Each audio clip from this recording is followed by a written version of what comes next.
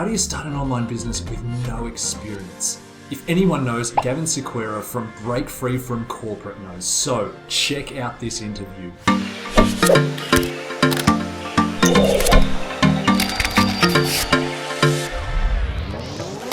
G'day Gavin, welcome to the show. How are you?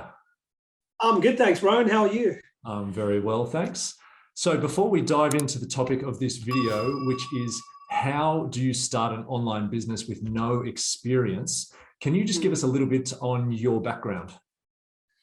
Yeah, sure. So, look, my background's a little bit maybe different to some people. I grew up in multiple countries before I came to Australia. So I was born in Pakistan, but I'm of Portuguese Indian heritage. So that's already a mixture, and Christian background. But where I grew up, it was a minority. So we were less than 1% of the population, and hard times if you were a Christian in that part of the world. So there was a lot of persecution. My family had to leave. And, when I was quite young, we left and lived in the Middle East. So we lived in Kuwait. And wow. Most people might know of Kuwait from the Gulf War. Wow. So I lived there for 11 years. And again, even living through that, there was a lot of war going on between neighboring countries, Iran and Iraq. And I grew up with bombs going over my head. And, my dad was on a plane that was hijacked. And he was lucky to survive because they did kill the pilots and people on the plane, some of the people on the plane. And terrible things happened in that part of the world. And when I came to Australia as a 13-year-old, I really just saw a different way of life. So even though I was quite young, I was quick to grow up and really see life for what it was, and got into school, got the good grades, went into college, university, studied, got 2 degrees, got the MBA, did the corporate sort of ladder. And guess what? I realized I wasn't happy.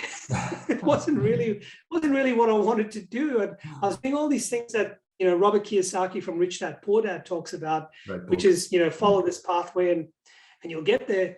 And I found I just wasn't happy. I wasn't passionate about what I was doing. I didn't feel the connection. I kind of felt a bit lost. And I was caught in this kind of rat race, competing with the Joneses. My health was pretty bad. I was time poor. I was money poor. I just was pretty miserable, and started to go through burnout.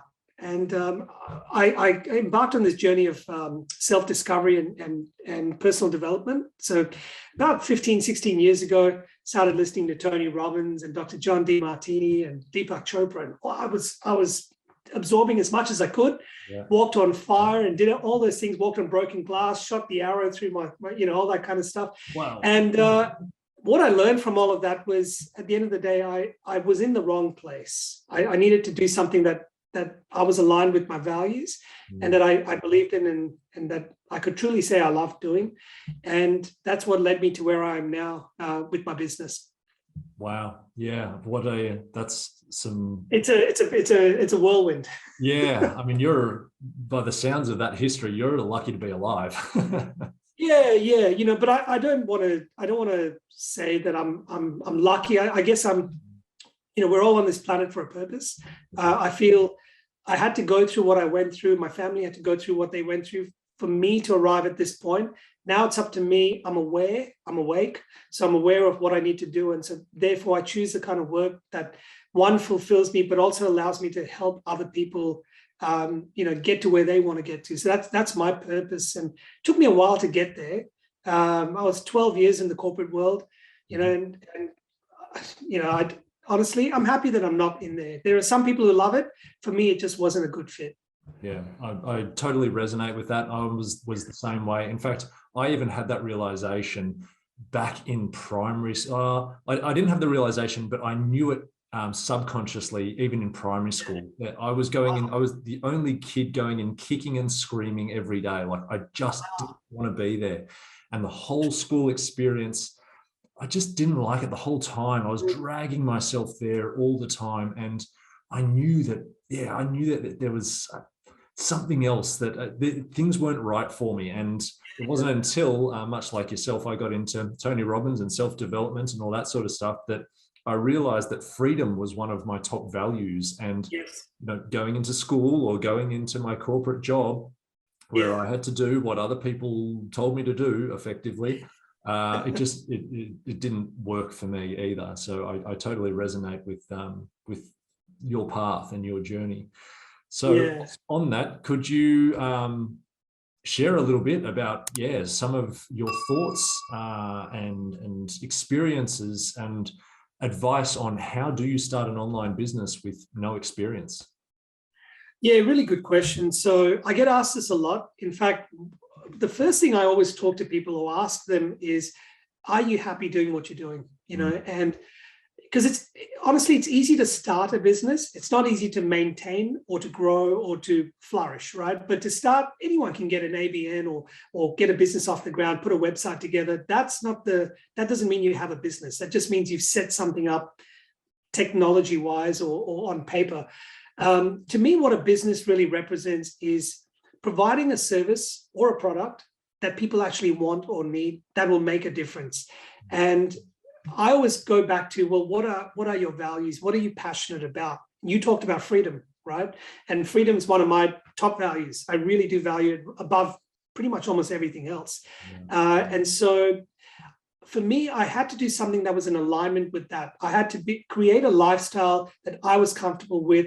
So I knew, well, you know, this is the kind of work that would support my lifestyle. Therefore, you know, how do I go about that? And what are my skills?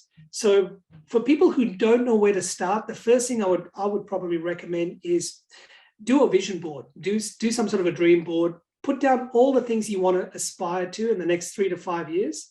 Doesn't matter how outrageous it is. You need to know the end point. Once you know that, then bring it down a notch and go, well, where do I want to be in 12 months' time? So if that's my sort of shooting for the stars or the moon kind of goal, where realistically do I want to end up in 12 months' time? Now, for people who are still working in their jobs, they're probably going to still be working in their jobs. It's not realistic to completely flip from corporate to business, you know, that quickly. Some people can do it, Rowan, but let's be realistic. It's not a straightforward process. But then, you know, you want to break it down to your 90 days or the next 3 months and what activities could you be doing? So there's a bit of planning involved, but I would bring it also back to what skills and strengths and experiences do you have in your life? So not just in your working life, in your personal life. Are you good at sport? Are you good at parenting? Did you quit smoking? Were you able to recover from an injury or an operation or depression? Or have you come from a war-torn country and rebuilt your life? You know, what is something about you that stands out as a human being, right? That you can somehow, with guidance, package up and teach someone how to do, or teach someone how to, you know, maybe go about that process to better their life. So if you can find that gives you pleasure and joy in helping someone else, you know, you can turn that into a business, you can monetize that. A lot of people will quickly go to places like, you know, I'm going to go on Amazon, start selling some stuff and make plenty of money. And if you're driven that way, I've got bad news for you. It's not going to happen for everybody. It'll happen to some, but I know a lot of people who get stuck with a lot of inventory, a lot of product. They can't move it. They're not even passionate about it. No one wants it. And now they're in debt. I've seen people buy into gyms, into franchises just to make money. And then, you know, lockdowns happen and things happen where, you know, your whole world gets turned upside down and now you're in trouble. So I would say before you get into business, work out what it is you want, what's important to you, your values, and then how can you bring or share some of your experiences to the world, talk to a good coach or mentor, and then see how you can package or position that so that maybe you turn it into a course, maybe you turn it into webinars or podcasts like you're doing, or maybe you write a book, maybe you have a program, maybe you do talks or speeches. But how do you help other people achieve their goals or solve a problem or find a solution to something they're doing? If you can do that, I think there are plenty of opportunities. There's plenty of technology out there to help you. Really, the world's your oyster. Yeah, absolutely. It's it really is a merging of the different parts, your passions, experience, you know, what's going on in your life, the transformations that you've had, but also what the market needs, the market demand, and exactly. ultimately, and I just keep hearing it over and over and over again. that the whole world of online business revolves around solving other people's problems. That's what entrepreneurs do. That's what entrepreneurship is, solving other people's problems. 100%. And I think on a bit of a side note, I'd just like to add that I think one of the most important things, or one of the most important starting points, once you have some clarity, once you've done what you've said with the vision board and breaking it down and having at least a starting point with which path you want to head down, is starting to build an audience. And that can be done in so many different ways these days. But I think I'm seeing a lot of people in the course creation space actually not putting enough emphasis on building an audience, because, I don't know, I suppose that they like talking about the course creation process itself. Whereas to build an amazing course, you need the audience to be able to talk to and connect with and work out what, and survey and work out what their problems are. So, I think that's an important step as well. Definitely. So you've touched on a couple of those things, which is one, and this is getting into now the nitty gritty of how do you make it work, right? Because again, anyone can create a course, anyone can put these things together, but it's of what purpose? Is there anyone who cares about it? And I guess you've got to ask those questions. What are the needs of the marketplace or the group that you're trying to help? What else is being done in a similar manner? How are you different? What's your value proposition? How do you stand out? I mean, even if I go back to in corporate days, or even people that become accountants or engineers or lawyers or doctors or dentists, there are thousands of those people in our community. So why would you need another dentist or another lawyer or another engineer? But I can tell you, how many good accountants do you know? How many good. And then you start to see that 95% of the people play at this level, and there's very few that are noteworthy or good or stand out. And no matter how much competition there is in the marketplace, if you can be that little bit better, if you can be that little bit different, a bit more innovative, a bit more entrepreneurial, like you said, and you resonate a bit more with your audience, you're a bit more either charismatic or you're a bit more real. I know people who like doing videos, and they just go with their phone around, and I see people who have the beautifully staged background, and people will probably resonate with the guy who's a bit more real. So how do you connect with your audience? If you can start to nut those things out, you'll find people like your message. They go, you know what, I like listening to Rowan, even though there's all these other people that are talking about the same thing. There's something about him that's different, and they resonate. And if you can find what that is, doesn't matter what your story is. It doesn't matter what your product or offering is. If they like you and trust you, they'll buy from you. So if you can build that trust in your audience, like you said, and find out what skills you have to offer, then you match the two together. Find a good coach or a mentor or someone to help you, piece all this together if you don't know how to do it. And there's plenty of opportunity. And the education space right now, the knowledge market or the knowledge sharing market, is probably the biggest market that's growing right now, because of things like podcasts, YouTube. The internet is just exploding, taking it to countries where people will listen to what you're saying for the very first time, and it could change lives. And you can gain a global audience very quickly with the click of a few buttons, which is 100%. Which is wild. It is.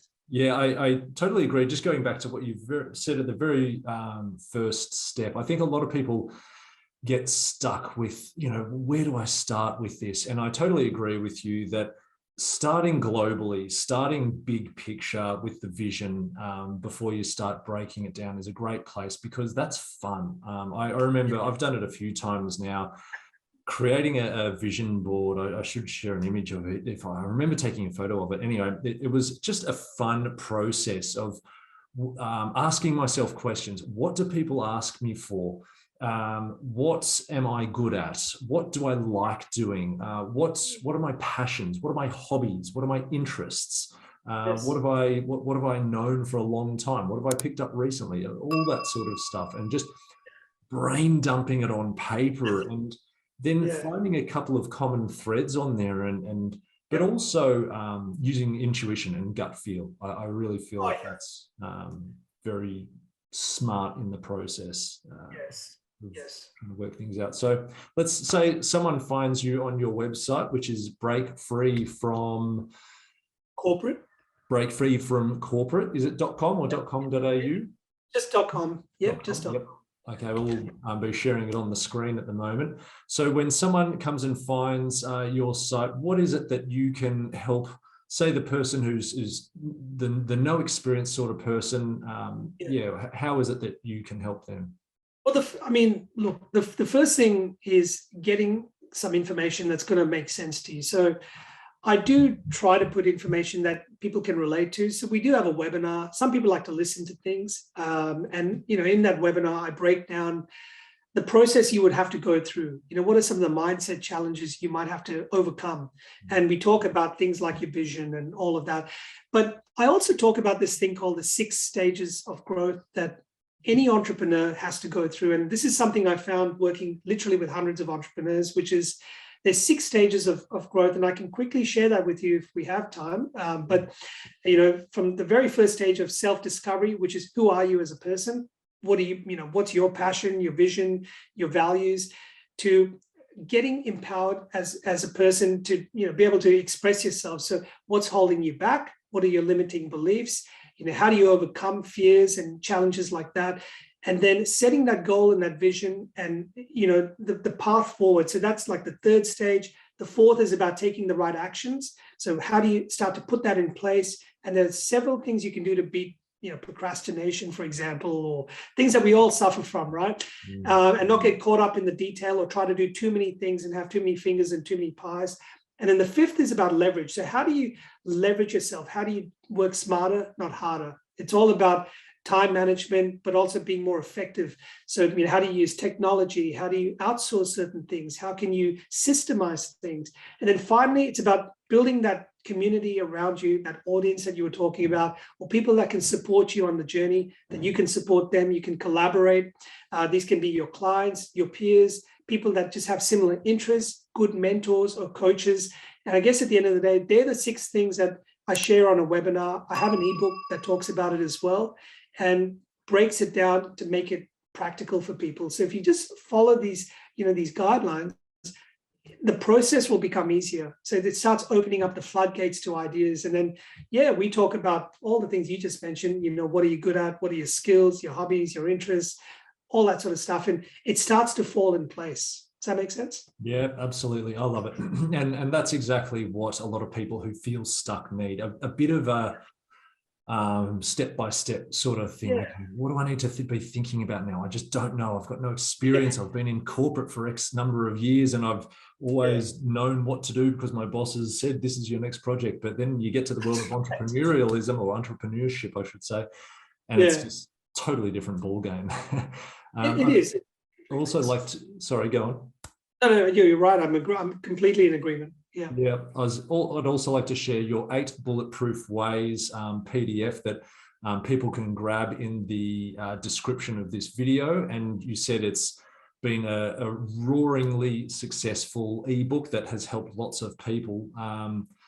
We won't go into it now, but there's an image up on the screen at the moment. By all means, check out the description below. And how else can people find you? You mentioned LinkedIn is a great way to find you. We'll have a link to that below. How else?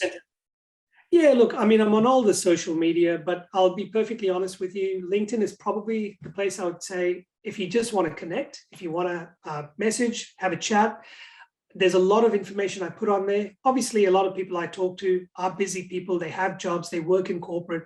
Most of them are on LinkedIn. It's a great place to connect. From there, all the links and information, videos, anything you need is there.